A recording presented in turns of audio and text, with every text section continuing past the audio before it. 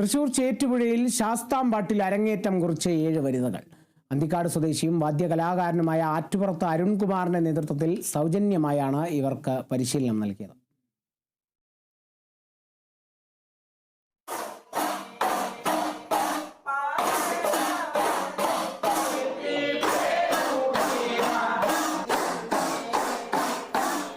അയ്യപ്പസ്തുതികളും സുബ്രഹ്മണ്യ സ്തുതികളും ഉടുക്കിൽ കൊട്ടിപ്പാടാൻ ശാസ്താംപാട്ടിൽ അരങ്ങേറ്റം കുറിച്ചത് 64 കാരി ഉൾപ്പെടെ 7 വനിതകളാണ്. ചേറ്റുപുഴ അഭേദാനന്ദാശ്രമം ശ്രീ സുബ്രഹ്മണ്യ സ്വാമി ക്ഷേത്രത്തിലായിരുന്നു അരങ്ങേറ്റം. കുമ്മിത്താളത്തിലുള്ള പാട്ടുകളാണ് അരങ്ങേറ്റ വേദിയിൽ കൊട്ടിപ്പാടിയത്. സ്വാമി വിശ്വേശ്വരാനന്ദ സരസ്വതി ഭദ്രദീപം തെളിയിച്ച് ഉദ്ഘാടനം നിർവഹിച്ച ശേഷമായിരുന്നു അരങ്ങേറ്റം.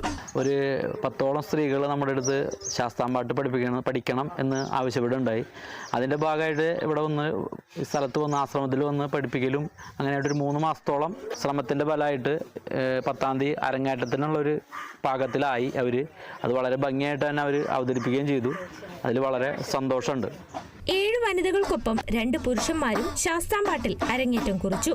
ശോഭന, കാഞ്ചന, ബിന്ദു, മീര, സുധ, വിലാസിനി, ഷീജ, അച്ചു, ആകാശ് എന്നിവരുടെ ശാസ്താംപാട്ട് അരങ്ങേറ്റമാണ് നടന്നത്.